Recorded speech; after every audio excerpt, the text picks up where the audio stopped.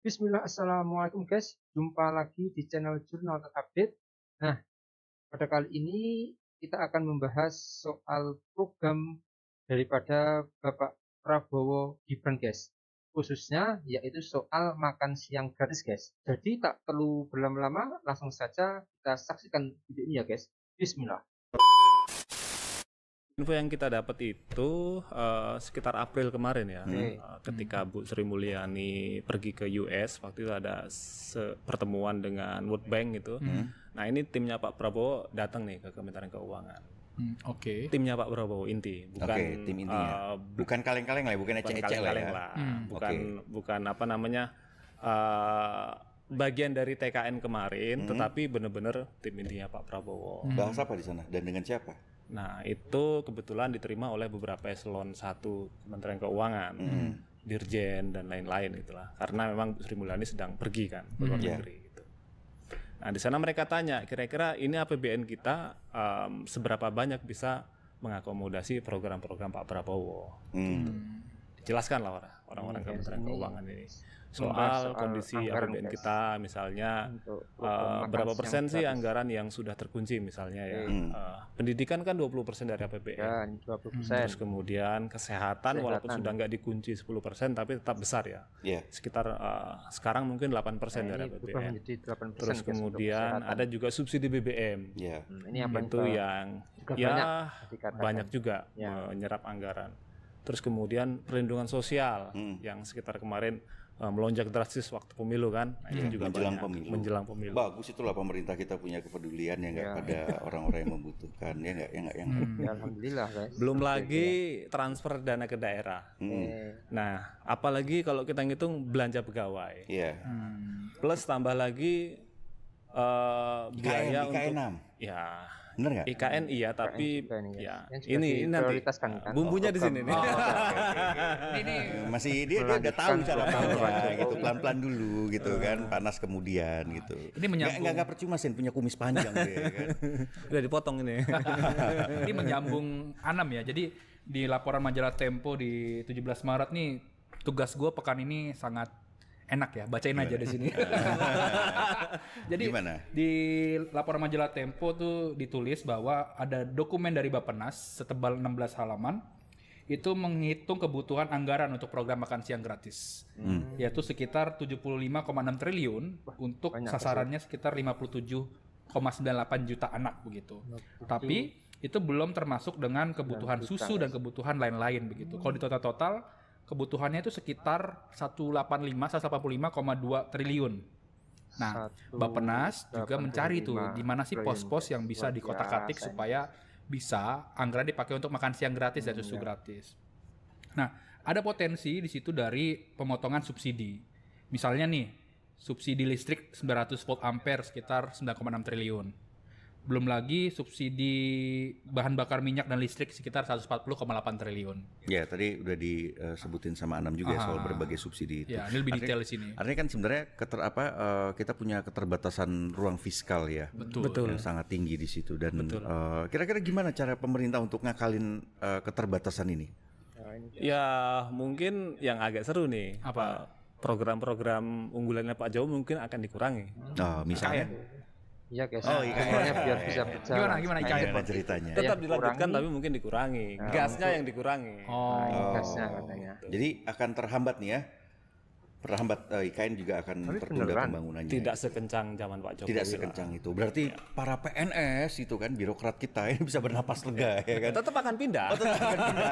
Ya. Minimal di 2024 ini. 2024. Tapi kan ini kan juga belum pasti tuntas kan ya untuk perpindahan itu ya. Betul. Ya setidaknya dengan kalau dari situ dikurangin ya kalian yang menjadi PNS bisa bernapas lega lah ya. Soalnya banyak PNS yang level umbi-umbian gitu kan. Itu mereka khawatir dipindahin ke IKN gitu. Gue gimana di sana kerja segala macam. Banyakan cerita juga. Udah biarin aja para bos-bos. Tapi bos-bos juga nggak mungkin mau di sana, mereka bilang begitu. Kalau ngobrol-ngobrol sama PNS gitu umbi-umbian. Ya jangan kan gitu Sen. Yang gue denger nih bahkan presiden terpilih kita juga anggot-anggotan untuk pindah ke IKN gitu kan. Masa sih? Ini kan nanti kita lihat ya 17 Agustus akan menjadi upacara terakhir dari Jokowi, ya kan? Nah, nanti begitu pelantikan Oktober 2024. Sejauh ini memang presiden terpilih masih anggot-anggotan untuk dilantik di sana gitu. Dan penolakannya juga makin banyak. Oke, tapi kita balik lagi ke soal program IKN dulu. Kok Jadi IKN lagi? gue ada cerita tambahan. Apa jadi, itu? jadi gue dapat cerita dari beberapa politikus di koalisinya Prabowo ya, bahwa Prabowo tuh sudah bilang ke Gibran supaya dia berkantor saja di IKN begitu. Wah, bentar, dia saja tuh siapa? Gibran Sendirian. Kan udah dibangun Jadi Gibran berkantor di bagus loh ya. IKN, Gedungnya bagus Prabowo loh di Jakarta.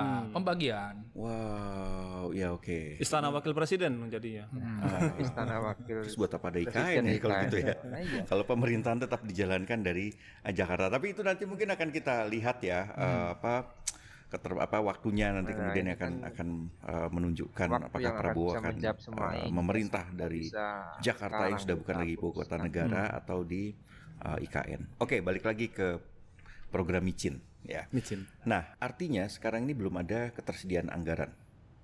Ada tapi kecil. Kecil Iya. gitu. Dan Kalau mau minta dengan keinginannya disesuaikan dengan keinginan Prabowo tentu sangat tidak mungkin ya. Ya. oke, sangat tidak mungkin. Sangat tidak mungkin. Hmm. Makanya belakangan muncul ide atau rasionalisasi ide. Nanti program makan siang gratis ini akan dilaksanakan bertahap. Gimana tahapannya?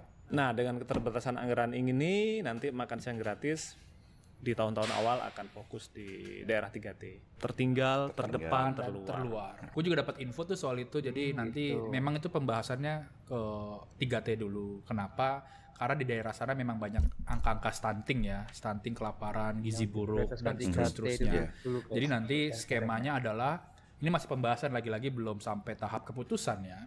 Jadi nanti itu akan dibuat seperti dapur bersama gitu ya, dapur bersama yang nanti distribusinya dan seterusnya itu akan diawasi oleh pusat. Jadi nanti setiap hari masak lalu dikasih ke sekolah-sekolah dan lain-lain begitu. Oke guys, menanggapi soal podcast Tempo Bocor Alus ini soal program makan siang gratis anggaran tipis, memang sebelumnya sejumlah ekonom itu meyakini program makan siang gratis ini akan menambah berat beban APBN negara guys. Salah satu pengamat politik menurut Muhammad Faisal ini guys, memang ada kemungkinan 3 dampak yang akan terjadi untuk pelaksanaan makan siang gratis kepada APBN negara guys. Dampak yang pertama yaitu kata dia itu adalah pemerintah akan menggeser anggaran lainnya untuk menjalankan program ini. Faisal mencontohkan anggaran yang tadinya digunakan untuk program perlindungan sosial maupun anggaran kesehatan untuk bisa dijadikan anggaran makan siang guys. Imbas dari kebijakan ini kata dia adalah anggaran untuk BPJS kesehatan atau pendidikan mungkin saja juga berkurang guys. Selain itu pilihan lain adalah menaikkan penerimaan pendapatan. Nah ini. Namun menurut dia opsi ini terasa tidak mungkin sebab meningkatkan anggaran hingga 400 triliun dalam jangka waktu pendek akan sangat sulit dilakukan. Lalu opsi terakhir yang dikatakan adalah dengan memperlebar defisit alias menambah utang. Dia menilai opsi ini adalah yang paling mungkin dilakukan oleh pemerintah. Faisal berkata, ketika kebijakan menambah defisit ini yang dipilih, maka konsekuensinya cukup berat. Menurutnya, selama ini APBN sudah babak belur, dihantam oleh pandemi COVID-19 kemarin guys. Jadi utang bertambah sehingga kewajiban Indonesia untuk bayar bunga utang juga makin tinggi. Jadi itu jauh-jauh hari sudah disampaikan, diamati oleh pengamat Faisal guys. Jadi mungkin cukup sekian guys untuk video hari ini. Bagaimana menurut kalian? Tulis komentarnya di bawah ini ya guys ya. Saya izin pamit dulu. Wassalamualaikum warahmatullahi wabarakatuh.